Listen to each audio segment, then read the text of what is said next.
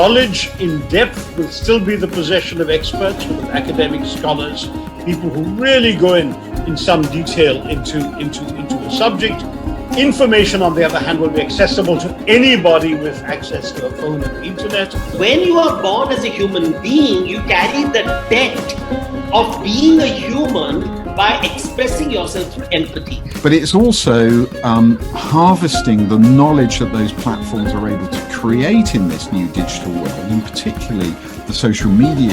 We bring this program, GLF Toronto, to you with the idea that collectively we can make a difference. That artists and writers and thinkers and speakers, they look into the past, they consider the present, and they envision a better future for each and every one of us.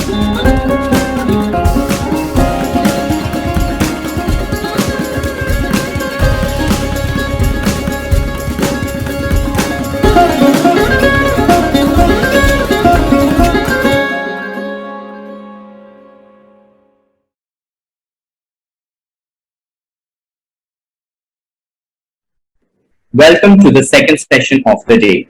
On behalf of Festival Co-Directors Namita Gokhale, William Dalrymple, and my colleagues at Teamwork Arts and GLF Toronto, we are delighted to present the session of GLF Toronto Virtual Festival.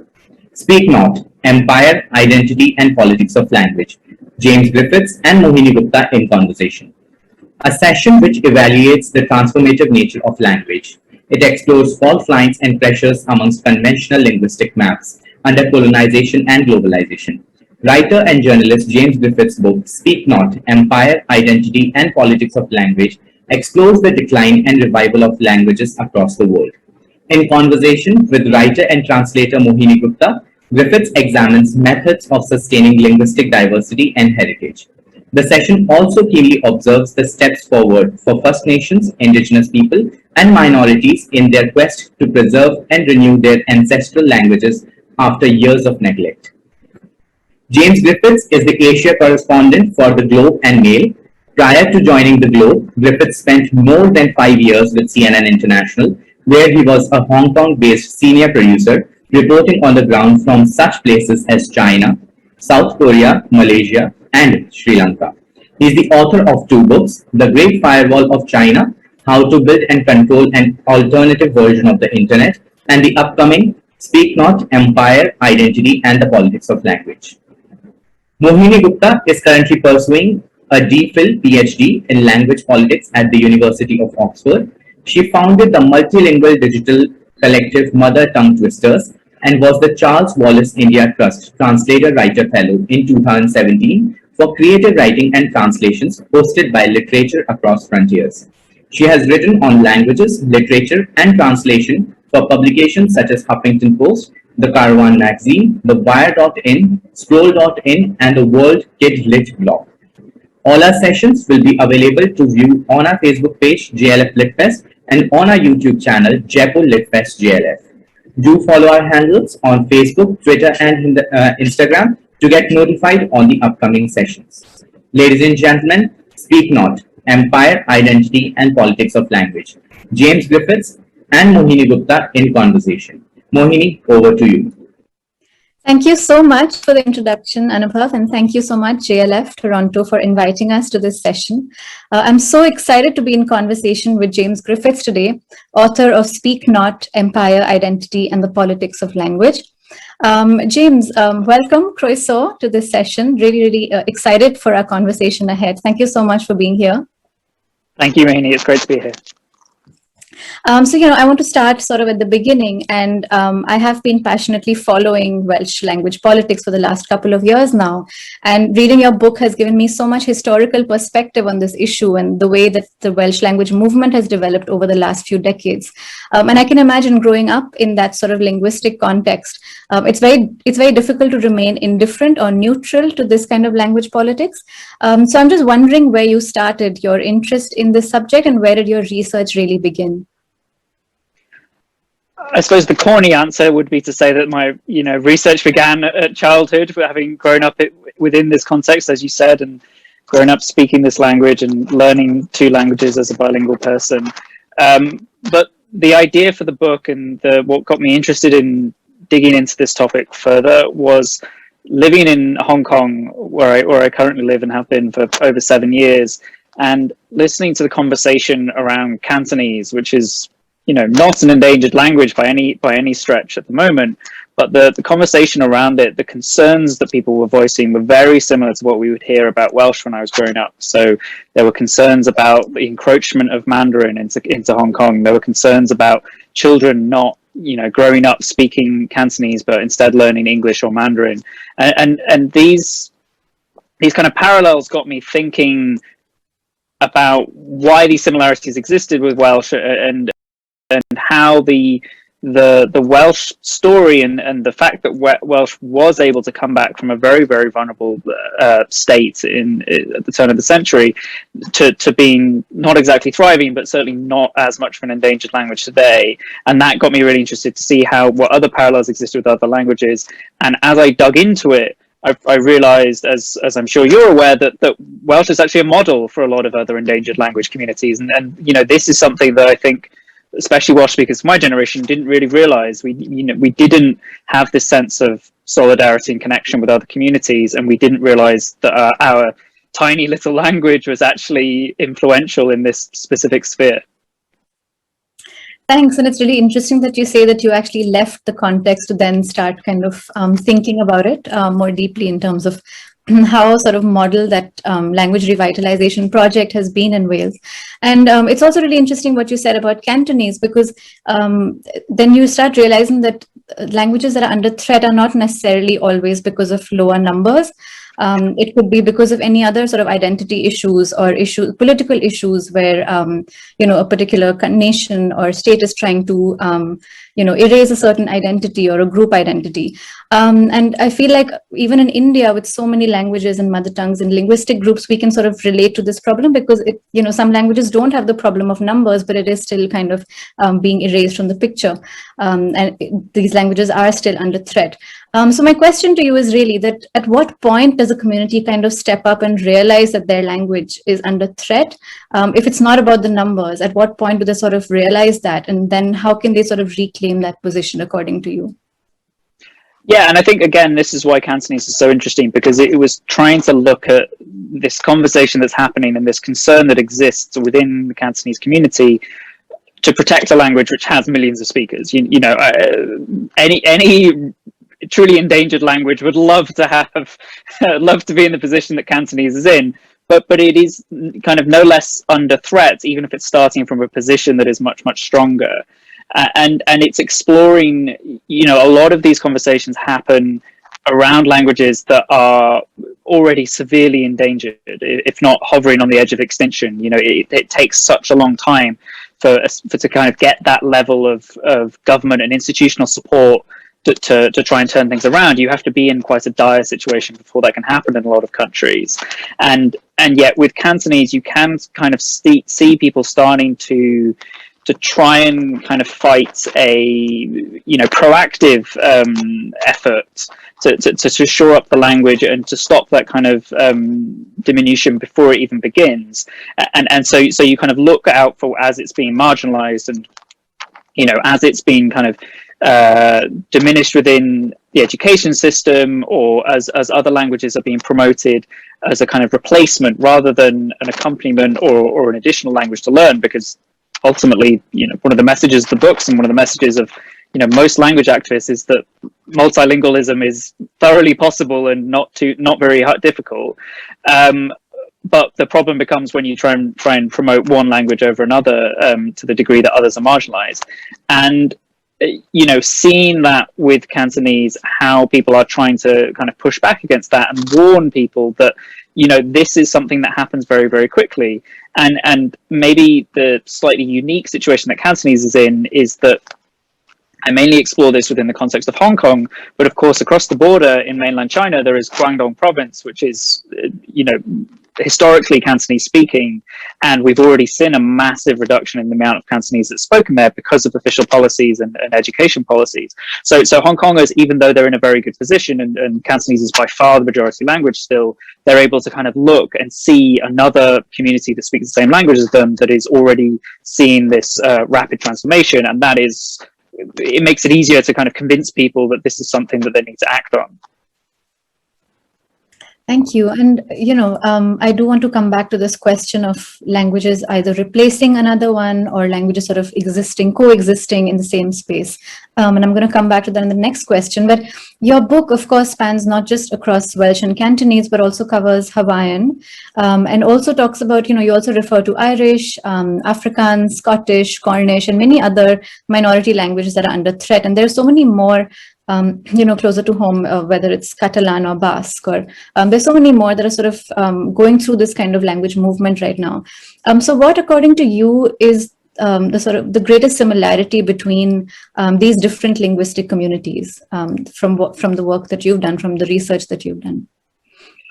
Yeah, I think the biggest similarity that a lot of these languages share is the type of kind of either suppression or active neglect that has happened at an official level. So being marginalized from the education system, children being told not to speak languages in school, even being punished, sometimes physically, for speaking languages in school. But this is unfortunately a very common experience across a lot of language communities, and the model for reversing it is also quite similar. That as I started to research how Welsh was being used to influence things, that took me to Hawaiian, it took me to another number of other languages, and there is, but this is something that's been going on for decades now, and there is a pretty good, solid model for language revitalization. It is not a kind of, this is not for want of theory that this problem exists. It's to do with government support, institutional support, monetary support. These are the things that we need that where the real fight happens. And so it's showing and exploring how despite the vastly different context, say, between Hawaii and Wales, that these communities have had very similar trajectories, and that the kind of going forward, the trajectory could also be very similar in terms of improving the language and really kind of shoring it up against further decline.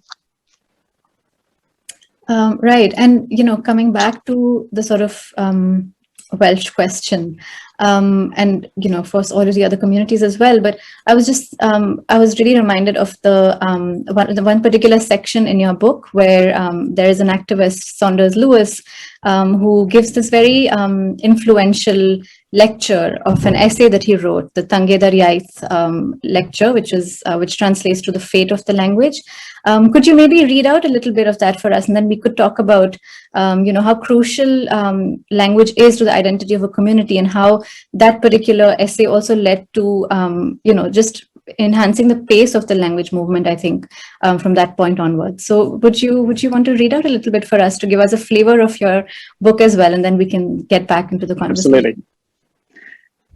Yeah, so Saunders Lewis, who is the founder of Plaid Cymru, which is a Welsh political party, and he was also an activist for all of his life, and he was speaking in the mid '60s, kind of in the context of they were expecting the census that was about to come out to show a massive decline in the number of Welsh speakers, and so he gave this he wrote this essay, and he gave this broadcast which was carried on the radio in Wales, and he started by saying that this census which was coming was expected to shock and disappoint proponents of the language, adding that Welsh will end as a living language should the present trend continue about the beginning of the 21st century, assuming there will be people left on the island of Britain at that time. Thus, the policy laid down at the aim of the English government in Wales at the measure called the Act of Union of England and Wales in 1536 will at last have succeeded.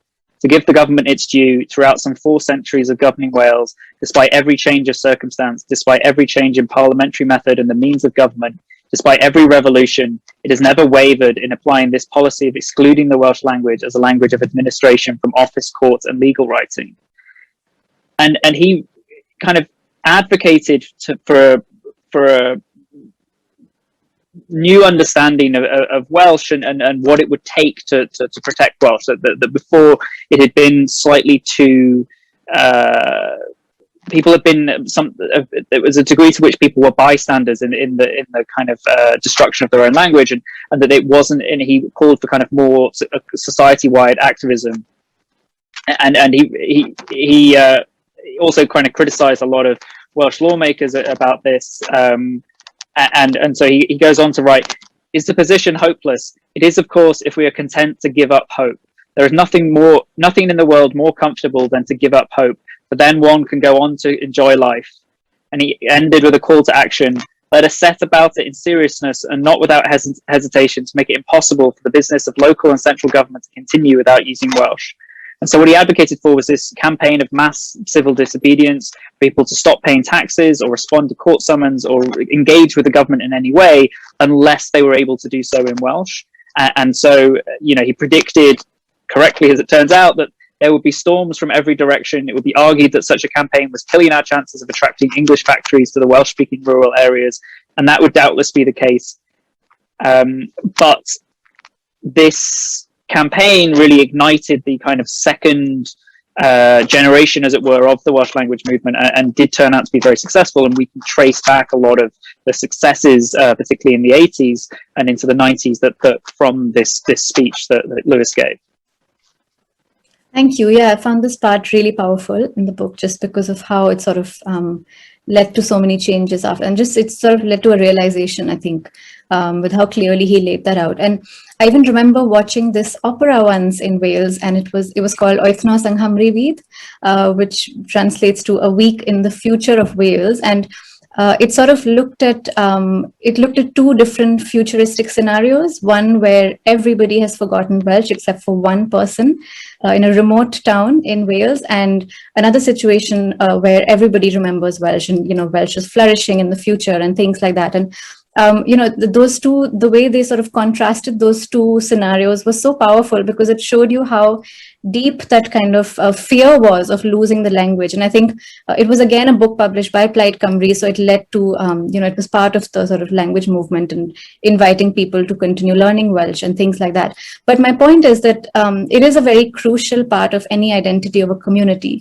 But at the same time, there are super tongues or global languages like English, which of course have an economic advantage as well, when you speak them. So how do you sort of strike that balance? How should native speakers strike that balance between maintaining your own language, keeping, connected to your traditional indigenous languages, but also not being left behind economically, because it is the need of the hour to know a language that will get you, international access? In Europe, I think this is an interesting thing to look at, because in the UK there is this sense that one has to focus on English, that without this kind of overriding focus on educating children in English, that they will somehow be left behind, that they won't learn the language, they'll be kind of cut out of this economically.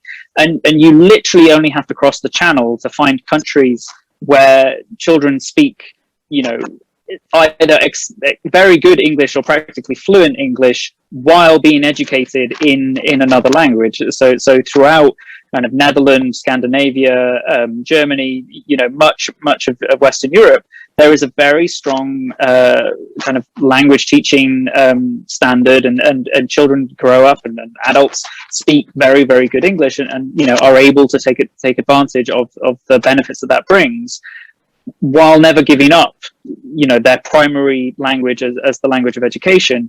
And that has, that trying to have that argument in the Welsh context can often be very, very frustrating, because you tend to be having it with people who are English, primary English language speakers, or and sometimes often are completely monolingual, and so can't really conceptualize speaking more than one language, because they don't.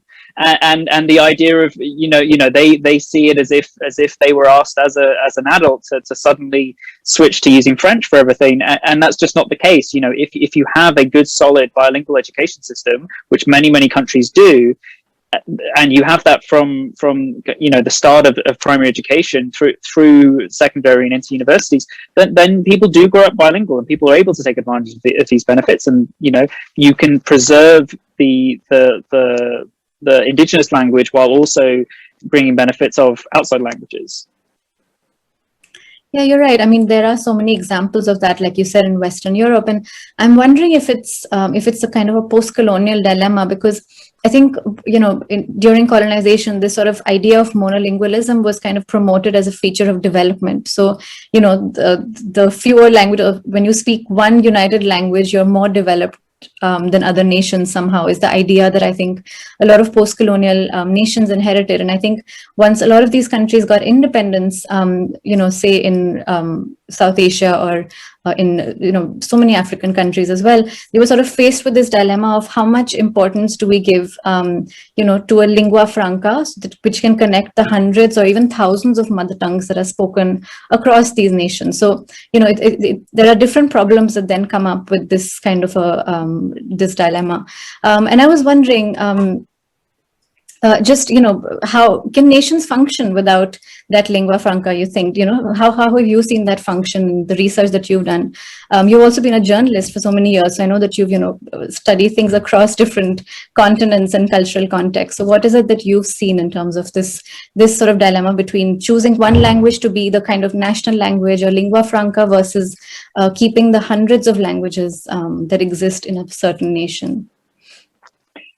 Yeah, and I think especially within the post-colonial context, as you said, this is very interesting because often one of the unifying factors of a lot of these countries, which sometimes or often are pretty artificial borders, they were a grouping that was created by colonists, not through some kind of natural function. And so often one of the things that holds those communities together is the colonial language. It's the one shared aspect that people might have, as well as nationality in this slightly artificial country. And so that can make it very difficult because you start facing, accusations or concerns that you will lead to separatism or lead to, collapse if you kind of start to promote regional languages and things like that.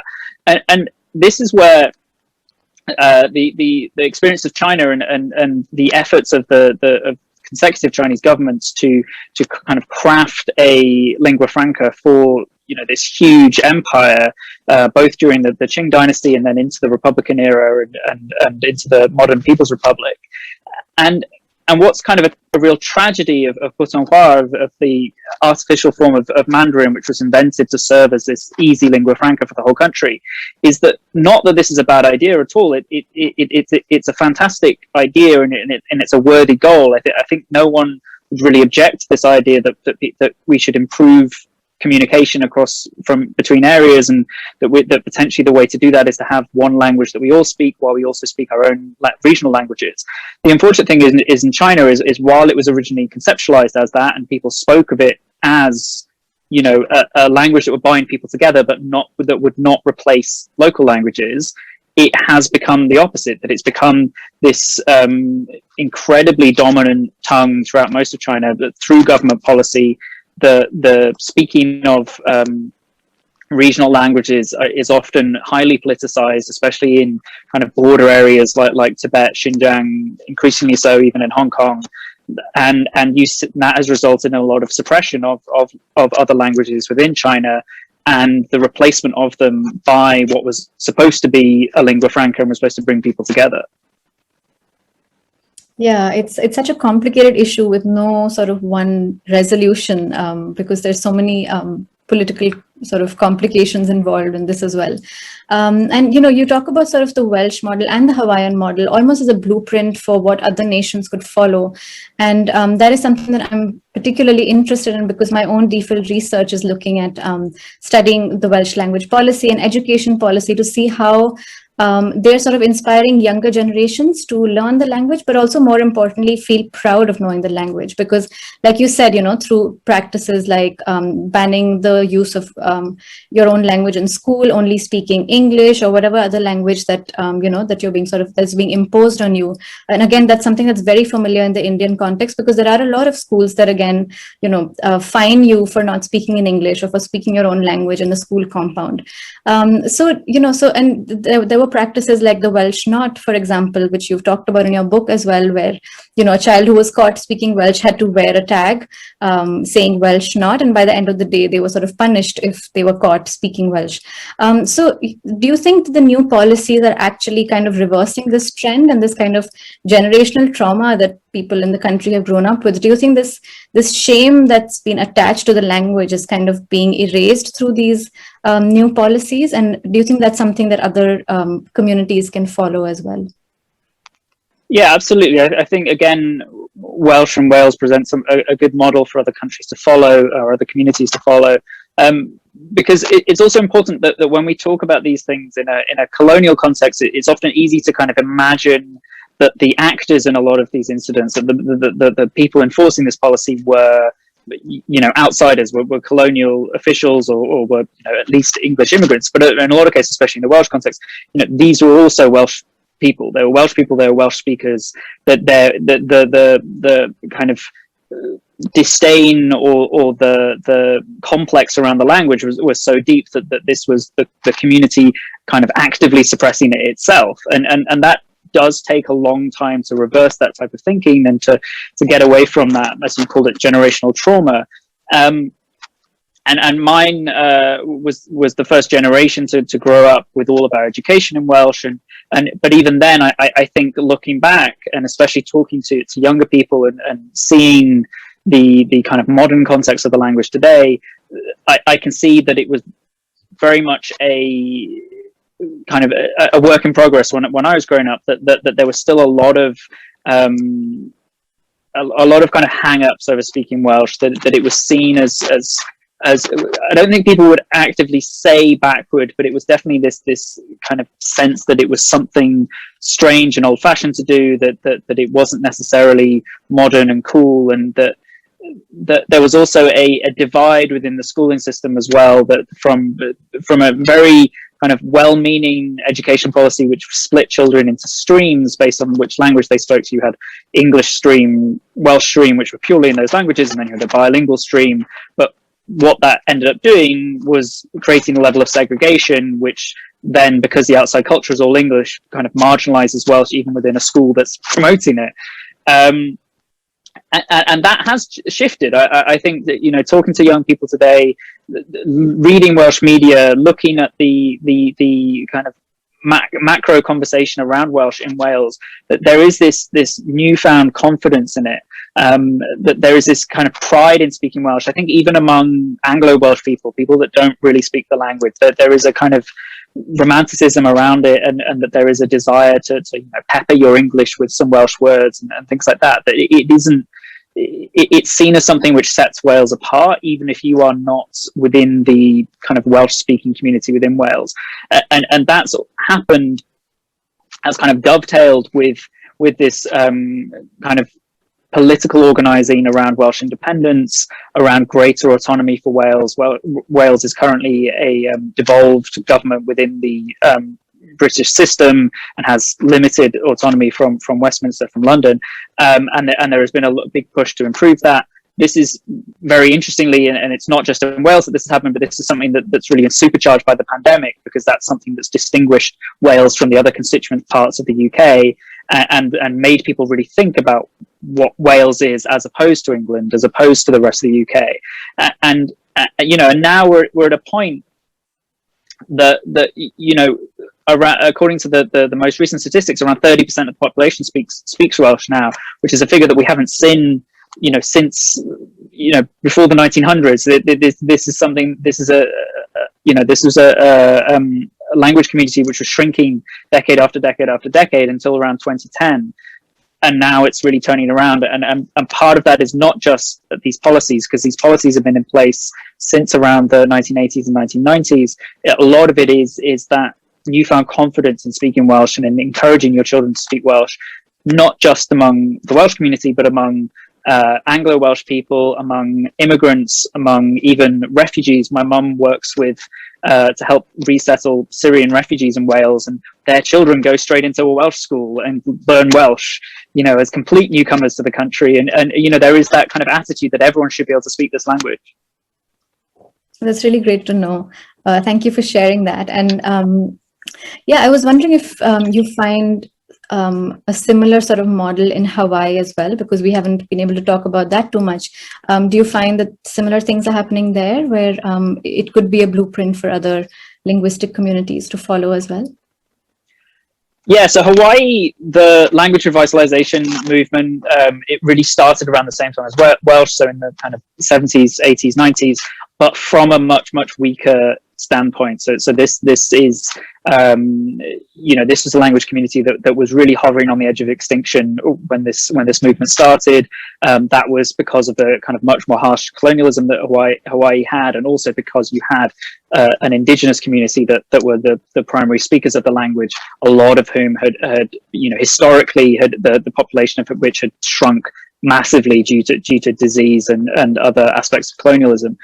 And so this was from a weaker standpoint, but the kind of resurgence of Hawaiian is maybe even more impressive because of that this is something that was, you know, able to be shored up, and you know, you had quite extreme levels of kind of organizing around this, that you know, these language nests, as they're called, of creating a kind of kindergarten environment where everything would be in Hawaiian, that you could bring very young children into and just immerse them in the language.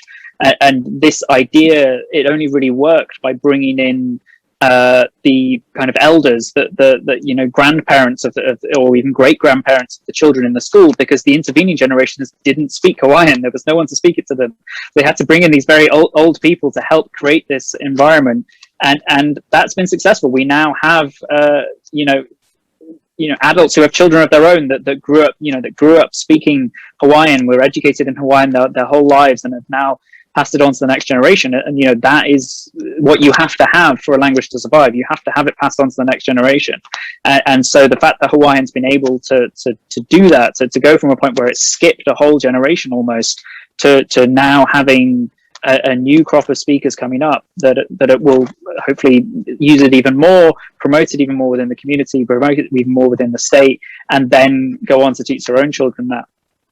And again, with on the political side of this, there's this kind of dovetailing of the more language organizing there is, and the more kind of re-embracing of a Hawaiian identity and indigenous Hawaiian identity, that we're seeing much more activism around that. On various issues such as land rights and kind of the neo-colonial use of land and of kind of resources in Hawaii, and a lot of that is connected to the language schools, and you know, the organizers that are doing this, a lot of them are those original kids which came from the language nests. Yeah, it's really encouraging to know about both of these stories. Actually, it was really good to read both of them. I was also wondering, you know, like, for example, the Welsh government has this goal of reaching 1 million speakers, and they are putting in a lot of resources to achieve this goal. And I hope it happens soon as well. I was just wondering what happens to communities or linguistic communities that don't have the resources that, you know, that maybe Wales and Hawaii do have. How do you think that they can raise their voices? And, you know, there are so many languages that aren't even considered languages, for example, because even that is so sort of politicized. So, you know, that we call dialects, or some are not even called dialects. But there's so much politics that goes into even the naming of whether it's a language or not. So I was just wondering, what would you, you know, what would those communities do at that point when you don't even have the resources to kind of take or initiate a language revitalization project like this? Yeah, it's very, very difficult. And I think that's the ultimate tragedy of this, especially when we're talking in a, you know, post-colonial or even neo-colonial sense, that often you're dependent on this government, which has historically marginalized your language, to then help you revitalize it, which is a very difficult kind of reversal to initiate. And generally we're also talking about pretty marginalized and small communities trying to affect political change, which in itself is very difficult. But I think there are aspects of the model which has been developed by these other language communities, by Welsh, Hawaiian, dozens of other tongues, that are applicable in a kind of community sense, that creating a space for the language to be taught, for there to be a first language environment. So things like language nests, have children's groups where just that language is spoken. Try and create as much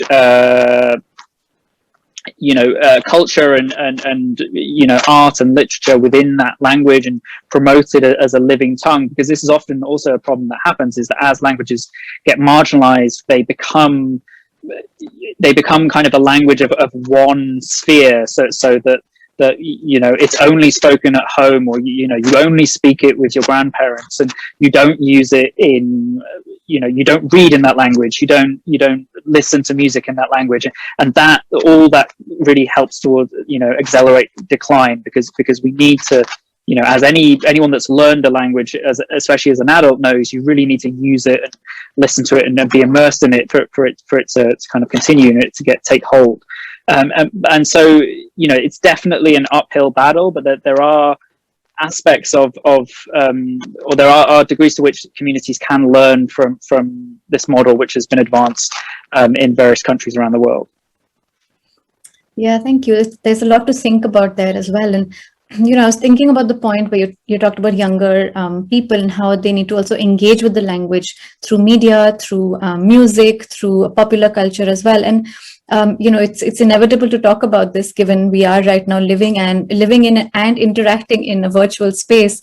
So I was wondering, what is your sort of take on the role of technology in terms of language preservation? Is the kind of prevalence of technology right now encouraging this kind of universality of language and moving towards a kind of monolingual utopia in terms of development, or is technology actually encouraging preservation of minority languages, and is it giving sort of tools to linguistic communities to preserve their languages and actually bring them back into kind of active use and have young people engage with them through technology as well?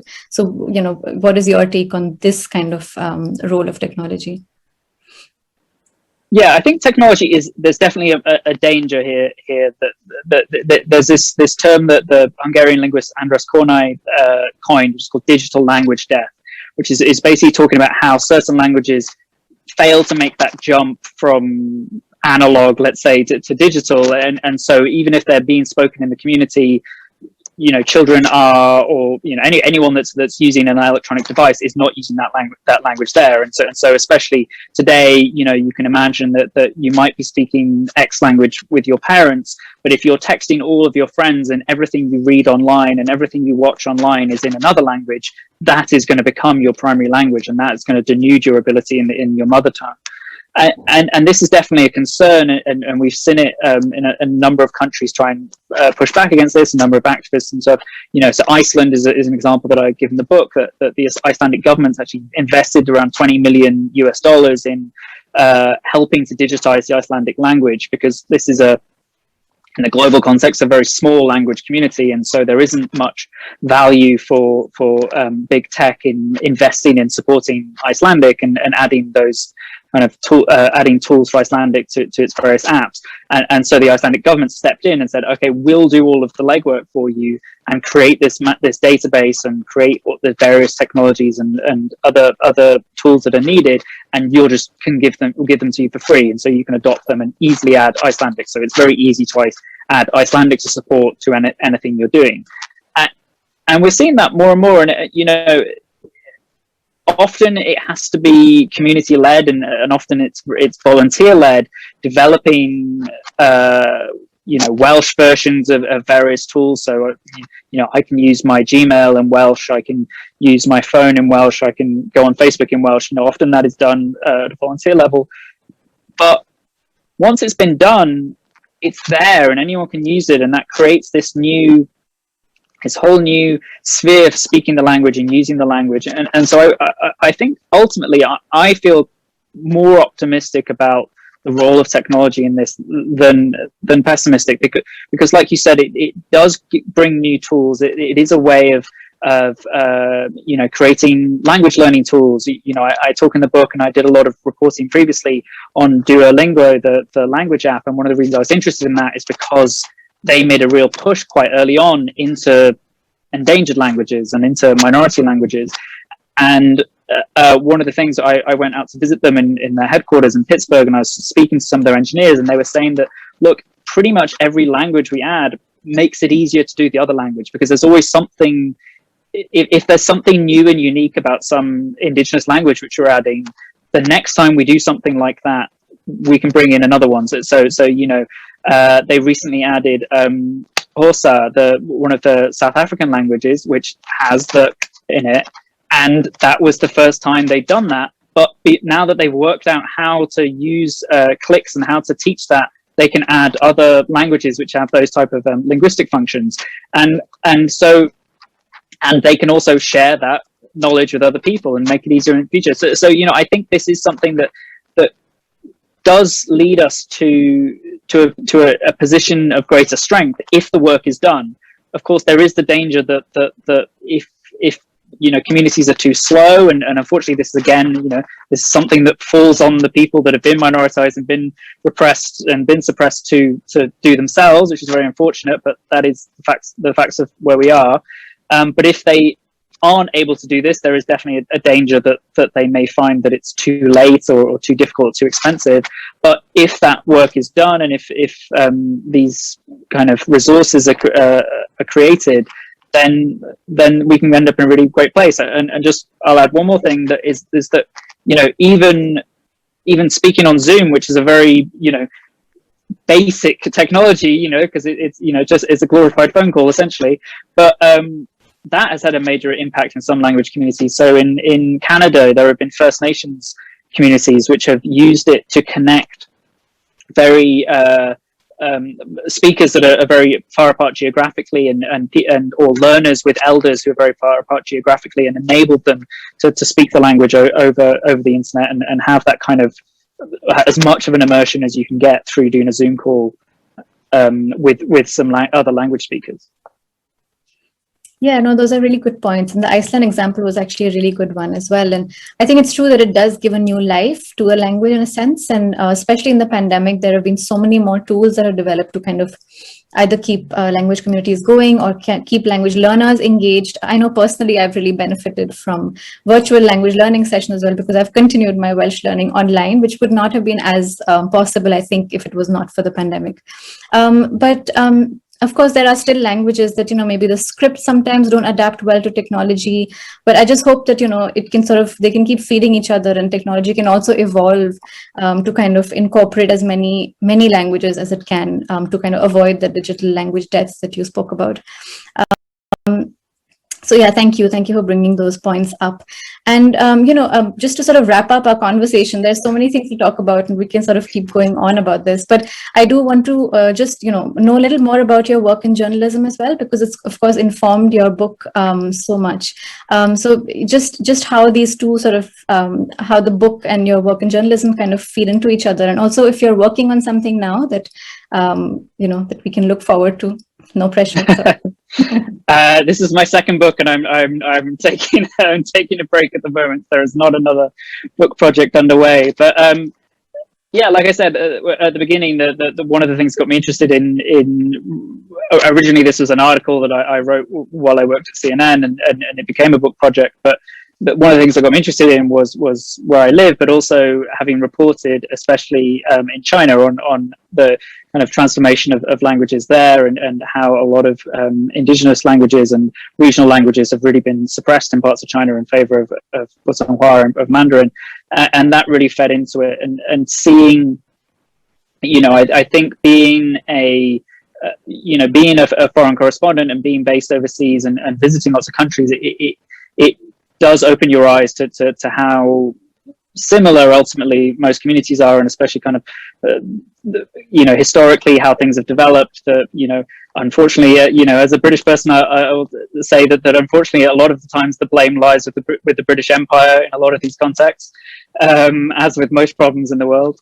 But and seeing that those kind of impacts, and seeing the how post-colonial communities are dealing with the same problems, opens your eyes and gets you interested in really exploring that and seeing how people are learning from. And one of the things that really opened my eyes in reporting the book was I realized that growing up, I didn't have a sense of Welsh as part of a minority language community, or as one of many languages in this situation. We felt very much alone in a way, or unique, and sometimes that was presented in kind of a positive way, that we were special and this was this ancient language that had been preserved, but often I think it really missed out on the potential for solidarity and the potential for learning about these things. And so I think that's, hopefully it's one of the things that maybe the book addresses, is talking about the importance of learning from different communities and of promoting solidarity between these various communities around the world. No, I think that's something that really comes through in your book, that kind of message of solidarity amongst different communities, where you can really, see the similarities between the way they're approaching language, the way they're kind of so passionate about reviving their language as well. So that really comes through. And you have such an engaging way of storytelling as well. So I really, really enjoyed all the compelling stories and incidents that you sort of, weaved into the narratives of each of the languages. So I think we're going to wrap up at this point, actually, but I really enjoyed the conversation. Thank you so much, James, for sharing your experiences and for your book. I'm really looking forward to it's going to be out very soon. So I hope all of you who are watching us will be getting the book and reading it. It's really it's a wonderful read. So thank you. Thank you very much. It was great speaking with you. Thank you. Thank you, James and Mohini, for an intriguing conversation that delved into the intricacies of language. Thank you all for watching and being a great audience. If you liked the session, do consider supporting us through the Pay What You Choose option button on the right-hand side of your screen. Your support is greatly appreciated.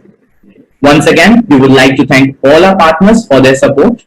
We hope you all enjoyed the session and will tune in for our next session, almost probably the microcosm of the family.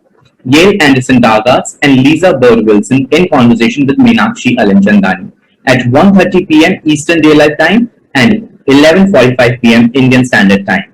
And now we present from the Candidate Poets and Storytellers, Julie Pellicier Lush presenting her poem, The Apple Trees. Thank you.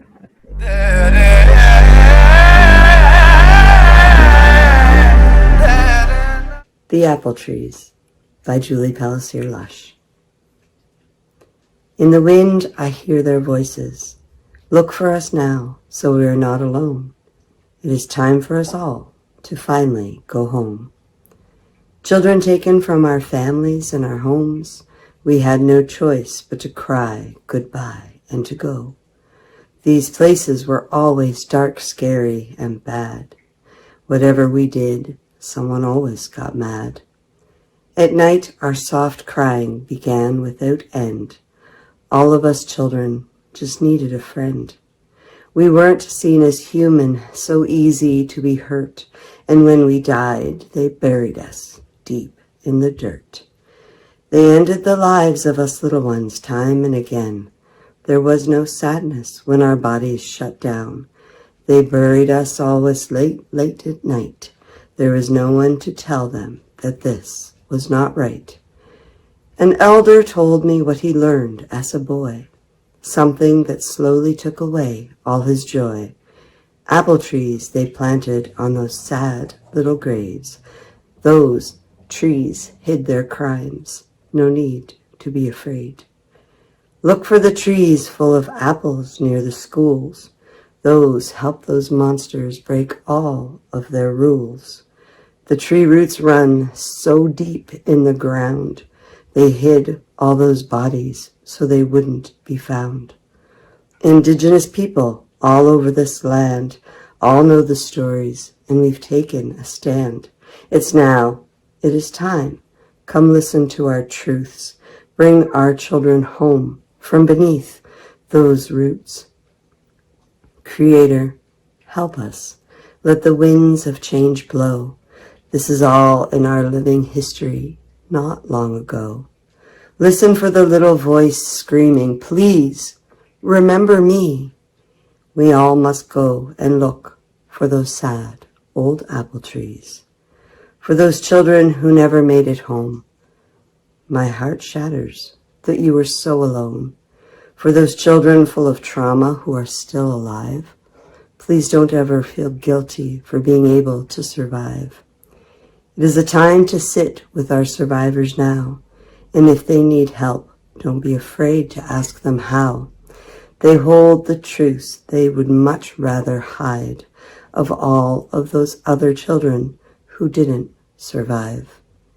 In the wind, I hear their voices. Look for us now, so we are not alone.